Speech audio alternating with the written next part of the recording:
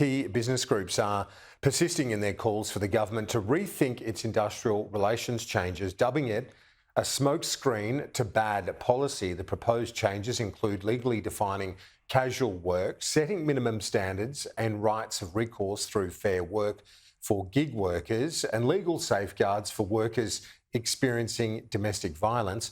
Joining me live in the studio is the Council of Small Business Organisations Chief Executive Luke Achterstraat. Luke, thanks for your time. Thanks, Kieran. You and your colleagues, it's a very broad section of the business representative groups saying the government needs to shelve it, start again. Is that the nuclear option that you're taking in terms of the government's IR laws?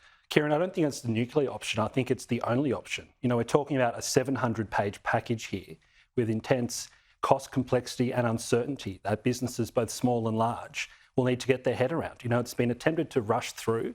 Thankfully, the Senate has agreed to a longer reporting time to really shine a light on some of these issues. You know, the bill overhauls fundamental definitions of casual workers and independent contractors. That's 3.7 million Australian workers who will potentially wake up one day and have a new definition applied to them.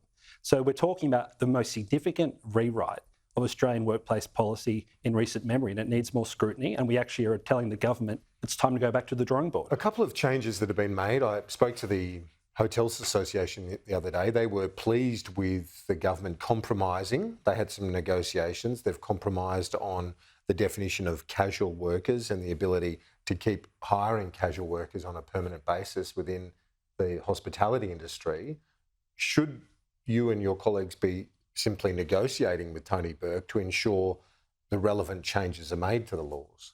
Kieran, the change to casual workers will still go ahead. It's still going to create more uncertainty. You know, the existing definition of casual workers is fit for purpose. It works for employees and employers alike. You know, so these sort of so-called amendments, we haven't seen any detail. They appear to be a regulatory footnote in a 700-page package. So there's no real sense of the detail there. And also the minister and the government came out and said, well, actually, you know, this is what we intended anyway. So I think there's a bit of a turning point here where it's really been revealed that this legislation hasn't been drafted well at all. If we've got people seeking amendments, the ministers turn around and saying, well, that wasn't our intent anyway. So there's so many unintended consequences here. It's time to get back to the drawing board. It looks like a very coordinated effort by not just your organisation, representing small business, but also Master Builders, the Business Council, AIG. I spoke to Danita Warren from Master Builders earlier. She's suggesting that this cooperation is the closest she's seen from business groups in her, 30 years as a lobbyist. Well, Kieran, is that your sense of things? Kieran, we can just go off what our members tell us. You know, a survey of COSBOA members of small businesses said they were 90% of them are less likely to hire if these changes go through. You know, so that's what we're hearing from members on the ground. And I imagine it's the same with the other employee groups as well. And it's about time in this cost of living crisis we have. You know, 43% of small businesses aren't profitable at the moment.